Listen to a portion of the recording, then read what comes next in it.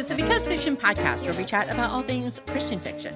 I'm your host, author, and insatiable reader, Shatona Havoc, and we have back with us Melanie Dobson, who is one of my favorite authors. She writes the best split time out there, and it just makes my heart sing, especially since she's got a new one out. And guys, it's about a story, a book about books and all the bookness, because Shatona loves her books. So welcome back, Melanie. And yeah, where did this come from?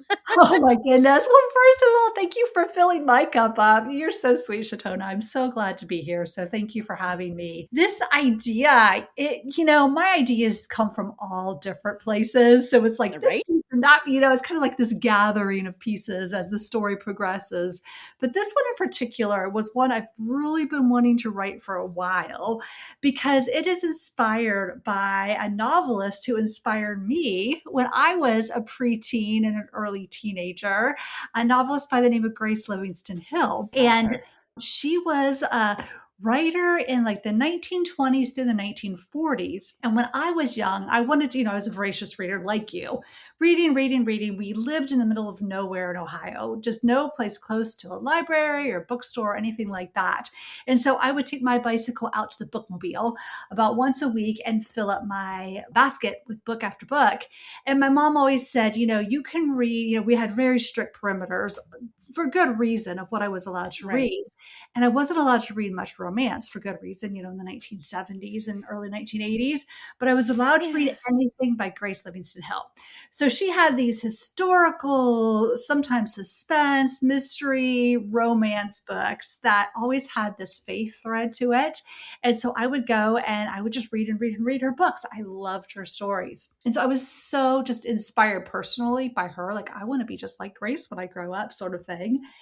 And then as time went by, I started doing some research about Grace's story and realized that her personal life wasn't nearly as romantic as as the books that she was writing.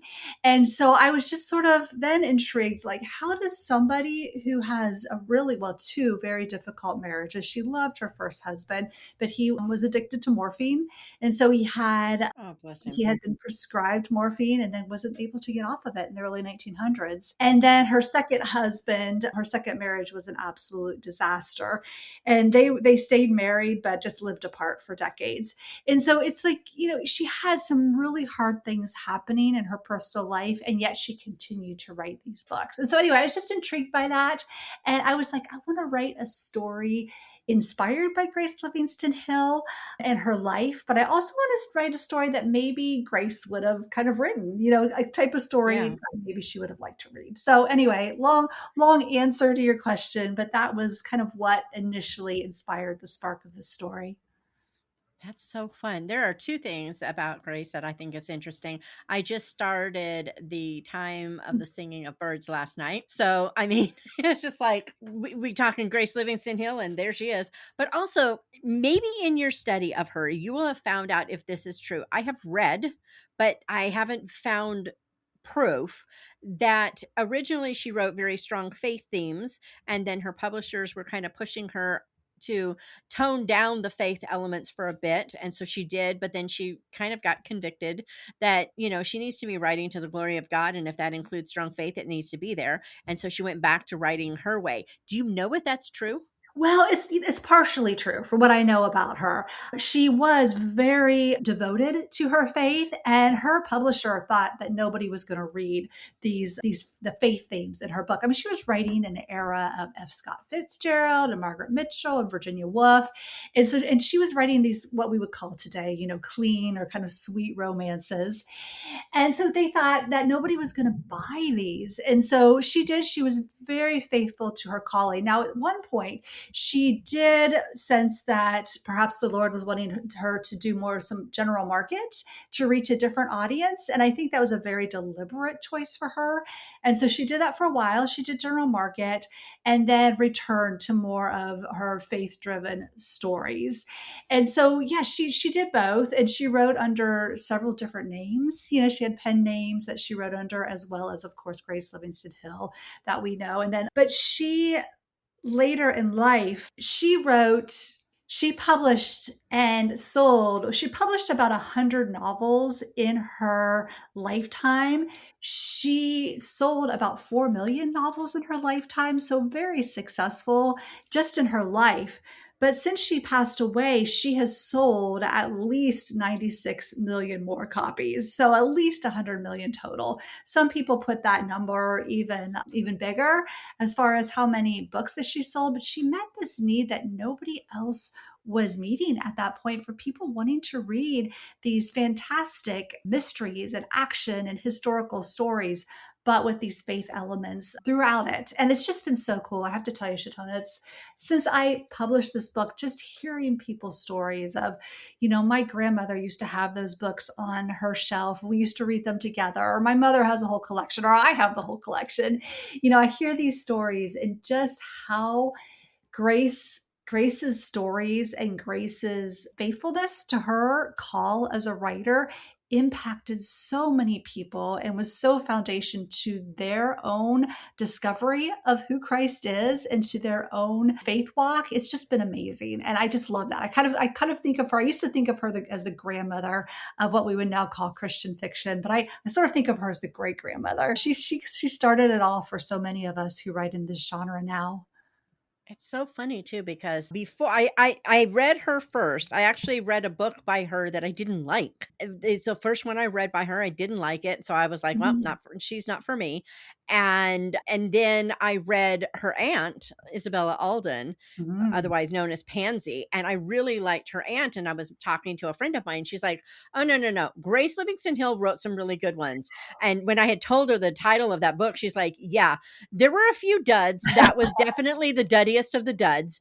So just, skip that one and move along to, go read Found Treasure, or go read, The Obsession of Victoria Grayson or Aunt Crete's Emancipation." I mean, all these amazing ones that I've read since then. I'm like, yes, The Enchanted Barn. I mean, come on, guys, The Enchanted Barn. It's like Boxcar Kids for adults, That's awesome. Yes. But yeah, Isabella Alden was amazing. I mean, the Chautauqua Girls. I mean, I'm just saying. 87. That was my favorite. Anyway, but Man of the House. If you haven't read Isabella Alden's Man of the House, you got to read that. Anyway, so obviously, if Grace Livingston Hill inspired it, even if we didn't know that Melanie wrote it, so it's good. If Grace Livingston Hill inspired it, it's doubly good, right? So, Awesome. so what happens in this book for those who haven't read the synopsis? Yeah, so I have a novelist inspired by Grace. Her name is Livia, but she goes by Via. Via Belle is her pen name. And at the very beginning of the story, she's lost her husband and she's also lost her words. And so she's written a number of novels. She is supporting, and in real life, Grace supported her mother and her two daughters after her first husband died. In my story, Via Belle supports her aunt. So based on Pansy, as you had mentioned, I just wanted to bring in that tie. I But love she that. supports her aunt, and they live in this beautiful home based on Grace's real house in Pennsylvania. And she just can't seem to find her words. And for Via, her being able to tell stories is really her connection with the Lord. She feels very strongly like that's just her special place, her special time with God, is be able to hear his voice and pour out these stories. And so she's lost that. And so that's how the story begins, her just struggling to figure out if she's going to be able to continue to tell her stories. Then, because it's a dual timeline, I have my contemporary character, contemporary being in the early 2000s, and her name is Harper, and she's a screenwriter, an aspiring screenwriter in Santa Barbara. And she decides that she wants to tell Via Belle's story. She knows that a little bit further ahead in Via Belle's life, Via disappears. Nobody knows what happened to Via Belle. And so Harper is determined to uncover what happens to Via Belle. So I think that's the setup of the story. I don't want to give too much of it away, obviously. But she discovers as the story goes by this personal connection that she has with Via, and just makes her even more determined to discover what happened to her over the years. Oh, I love it. we all knew it. Come on, it has to do with books and then obviously film writing. So, like screenwriting, Yeah. what did you learn while you were, researching all that stuff? Because screenwriting is something that I keep playing with, and my brain doesn't work that way. It is challenging, right? No, I Oh my goodness. agree. And I took some classes on screenwriting. I read several books about screenwriting. And then I took the leap and I wrote a very short screenplay and entered it into a contest because I wanted to, real world, like I wanted to learn how this works. And my brain isn't wired to be a screenwriter. I discovered that, but I loved the process of just learning how to do it. And, you tell a story almost completely through dialogue. And so, Yes. it's like you don't get all that extra description that we get as a novelist or all that extra, those thoughts and emotions and all of that. You have to show it all through dialogue. So it was really good for me to learn how to write a screenplay and submit it. And then when I was done, I'm like, okay, I'm good. I've Right? got it. Give me my novel back again so I can really expound on it. But I did. I really wanted to see and experience Harper's character and see kind of how she would think in dialogue. And hopefully I was able to communicate that through the story. I certainly tried to do that. And from Santa Barbara. That's a Mm. beautiful area. I used to live in Ventura as a kid. We would go up to Santa Barbara now and then, and it was just best burrito I ever had was in Santa Barbara, guys. I'm just saying. And we used to go to J.K. Frimple's, which was a wonderful restaurant in the middle of town, and it had a tree growing up in the middle of the dining room. Oh my goodness. Apparently, it's an IHOP now, and that's just like heartbreaking. You remember the name of the restaurant. That's so Oh, impressive. well, come on. How do you forget a name like Frimples? J.K. Frimples. That's awesome. That didn't make Oh, it into but my yeah. story. I'm sorry. Yeah, well, I think in 2006 it would have been, but in 1940 it was probably there. It's crazy to think about. 1940 feels like it's been a long time, but not like a crazy long time. That's only 30 Yeah. years before I was born, so no big deal. But then when you think about the fact that I was born like almost 56 years ago, then you kind of go, "Oh, yeah, it's been a long time." It seemed really long ago, and it was like the 1990s, and now it's like, Right? now it wasn't that long ago as we get a Oh. little bit older, few years up in age. Yeah. It's crazy. It's just so crazy. So what was your favorite part about writing this one? Oh my goodness. I loved getting into the heads, I think, of both of these characters because they were writers, even though writing different sort of stories. I really like that part of it because I think there's a bit of my heart, for story and my Yeah. passion for story. I have such a passion for story. And one of the lines in the book talks about how to honor a storyteller well is by telling their story. And that was my heart, for this book was to tell the story inspired by Grace. But as far as the research goes, and what I enjoyed most about putting this story together was I was able to go to Swarthmore, Pennsylvania, where Grace Livingston Hill lived and wrote. And I was going to go and just kind of tool around and see some of the areas where she lived. And her house is still there, and it's a personal residence, a private residence. And so I was just going to, maybe take a few pictures outside if somebody was about, maybe just introduce myself. And one of my girlfriends here, I live in Oregon, said, you really should write a letter before you go and just let them know what you're doing, just so you don't surprise anybody. And I was like, okay, that's a great idea. And so I wrote an old fashioned letter I just addressed it to the Grace Livingston Hill home, wrote the address, and just sort of explained what I was doing with this book. And 3 days after I sent that, so it got there very quickly, the owner of the house emailed me and kind of Wow. vetted me and just to see who, if I was for real and all that stuff. And then she invited me into her home. So delightful. So Oh, wow. yeah, I got to take a full tour of Grace's home. So much of it is still original.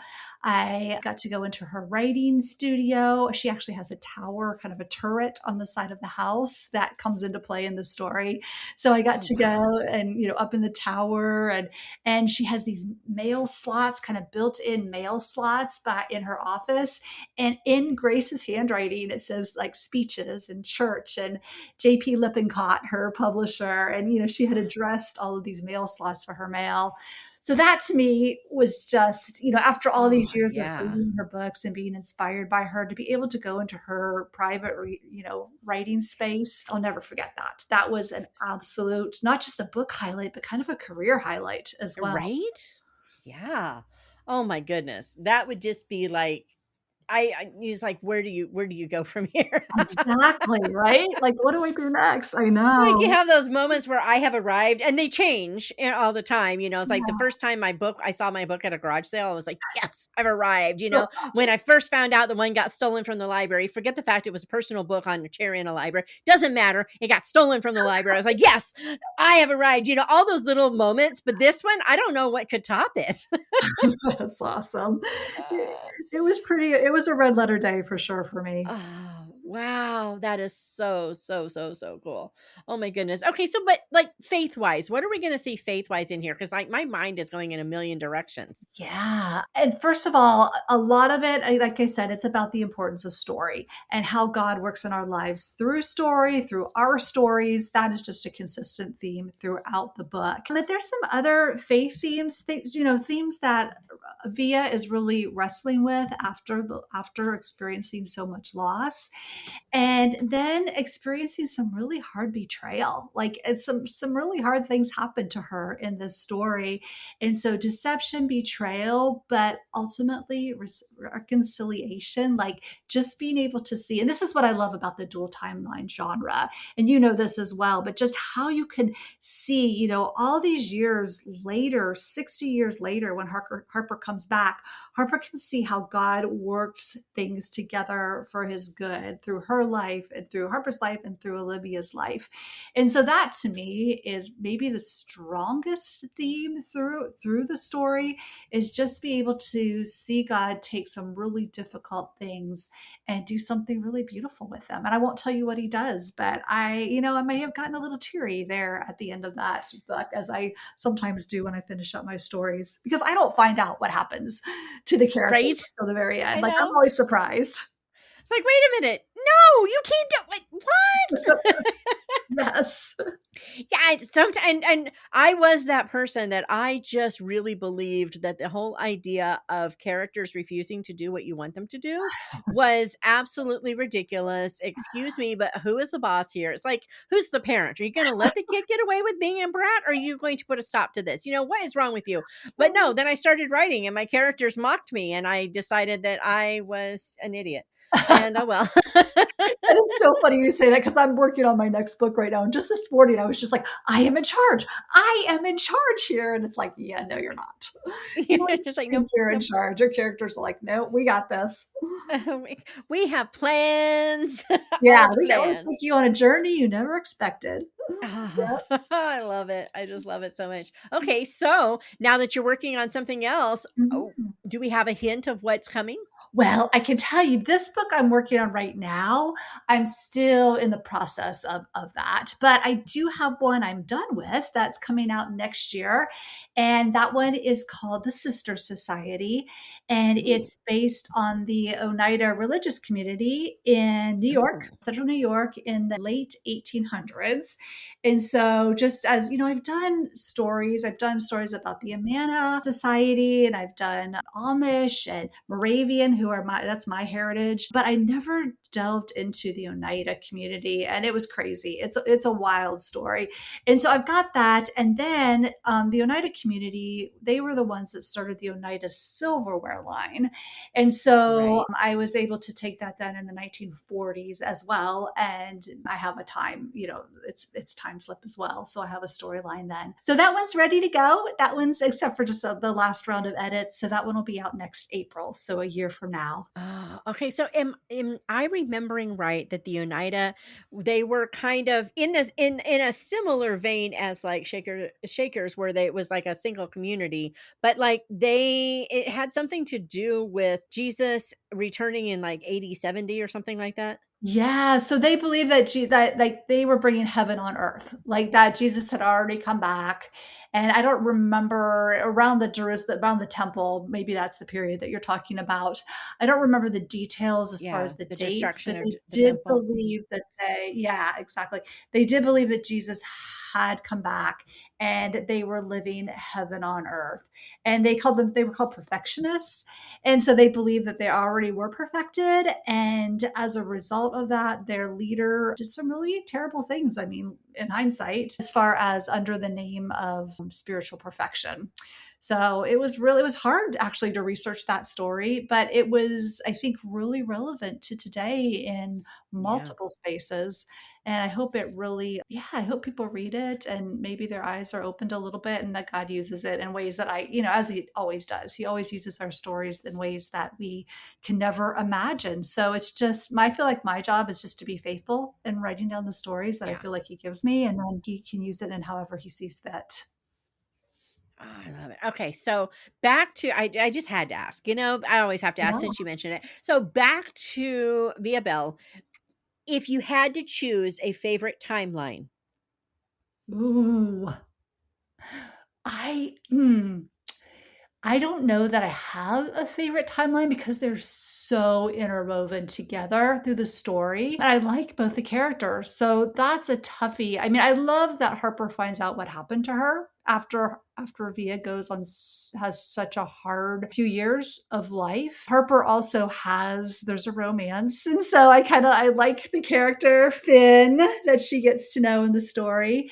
And then she also has a best friend named Kelsey, who is the daughter of a celebrated Hollywood director. And she was such a fun character for me to write. They're besties, but they come from completely different worlds, but they're best friends. And Kelsey ends up being a heroic figure in the book. So that was really fun to write her character too. So yeah, I think that at the end of the day, I don't have necessarily a favorite because I like them both for different reasons, but I do like Harper discovering what happened to Via at the end. I could see that. See, and it's funny because I can see why that would be the most fun to write. That might be your favorite Mhm. part to write. But on the other hand, I'm like, but writing someone taken after Grace Livingston Hill, how do you not love that most? But then when you know what happened in her life, you're like, yeah, but that's no fun. Right, exactly. I know. It's like, you hate have bad things happen to your characters. And in this book, I also have a villain that I wrote in his POV for a little bit too. And so that was really interesting. I can't say I liked that, but it was a really fascinating study of his character to write from his perspective. So what is something good about this villain? Oh, All good something villains have something good. fun. Yeah. Yeah, that is a toughie. I think he trying to think of his what would be most redemptive about him, because I think he made some really bad choices early in life, and I think he was super smart and super personable and charismatic, and I think he could have done really good things with his life. And then he got swept away in greed and some other things that took him down a very different journey. So I think the good thing about him is that just the possibilities of what Yeah, could have happened, but sadly right. through his choices, he had a different road ahead of him based on what he chose. I can see that. Yeah. I the hardest part for me with a villain is that whole idea of they're the hero of their version of the story. I Right. have to keep that in my head or I will take them too far. I Yeah. will just have so much fun making them absolutely ridiculously terrible and that doesn't work. I mean, don't get me wrong, occasionally that's what someone is. They're just you can't find any. It's not that the redemption possibility isn't in there, but Mhm. sometimes you just can't find it. You Yeah. don't it's so deep that it's never going to show and they're just all bad. I mean, that's going to happen. Don't get me wrong, but for the most part, people, they're good to animals or they're, kind to children or they're very protective of their mother. Insert whatever it is, there's always something about every bad person that is redemptive and you're like, ah, why can't you channel this, harness it and take it all the way into all areas of your life? But they can't do that without Jesus. We need Yeah. his yoke. Well, And Yeah. that's what, you talk about, you were asking about my current story that I'm working on. And I realized this morning that as I'm writing this character, this villain that I have, that I think he's going to be redeemed in my current story that I'm working on. And I'm like, how far is too far? Like, how far can a character go where where they can't be redeemed? I'm like, there's not too far. There's always Yeah. that possibility in our stories, especially as novelists who are followers of Christ. And so, I don't know. We'll see what happens to him, but I kind of hope he is. So we'll see at the end of the book. It makes me think of that little, I think it was The Preacher's Son, and I think it was in Rilla of Ingleside by Ella Montgomery, where they were like, what would you do to the Kaiser if you could, just do anything? He's like, I'd make him very good. I'd just Mm, make him so, so good. And they're like, what is wrong with you? He's like, then he'd have to live his whole life knowing what he did. right, right. Have that haunt him. I was like, Interesting. really a smart little guy there. I was like, and a little scary. I was gonna say a little terrified as well. Right? But that made such a huge impact on me. I mean, I read it when I was, probably about 19-ish, and I just remember going, ouch, I Yeah. mean, I had all kinds of wonderful, can we draw and quarter him in the old style, like, come on. And this kid is just like, I want to make him good. I love that. Oh, Brilliant. yeah, it was brilliant. It was just so brilliant. But oh my goodness. Okay, so where should readers go to find out more about you, your books, what's coming next, all that good stuff? Yeah, so they can go straight to my website. It's just Melanie Dobson, Dobson.com. And at the very front page, you can just click right on Via Belle's story, and it will take you to my research, including pictures of Grace Livingston Hill's home. And then it will Ooh. take you to my book club kit, which has all sorts of background information on my passion for the story, as well as questions and stuff like that for the book club, and a whole bunch of other things there as well. But that's the best place to start to find out more information. Oh, I love it. I love it so much. I love it so, so much. Well, Melanie, this has been fun. Thank you so much for coming and chatting with us. You got to come tell us more about the Oneida Colony because I mean, come on, and all the good things. But yeah, thank you. I especially for giving Grace Livingston Hill another life in another way. That just makes my heart sing. Oh, yay. Thank you. It makes my heart sing too. So I'm glad it does for you as well. Thanks for having me on. Yeah, I look forward to talking again maybe next year about the Sister Society. Oh man. Oh, that's right. Yeah, that's the next one. Then we have. No, that's the Oneida one, Oh, the is Sister it? Society. Yeah. Awesome. We'll talk. I'd Yes. love to. I've got Thank to know you. about it because I know very little, only what my dad had mentioned when I was a kid. We had Oneida silverware, and I Ah, remember him saying, this was a cult back in the day. he knew. I'm shocked that he knew. Fascinating. My dad pretty much knew everything. The guy he had a photographic memory. If he read a line somewhere and he looked it up, I mean, we didn't own encyclopedias, so how he looked him up, I'm assuming he just stopped in at the library on his breaks or something. I don't know because he just knew all this stuff, and it was crazy. Impressive. So impressive. Ah, goodness. Well, guys, I'm going to say have a good day. Go read this good book. It's available. It's waiting. It's on Kindle, print, I mean, paperback, hardback, audio, however you want to consume the story, it is there. And yeah, I will chat with you guys next time.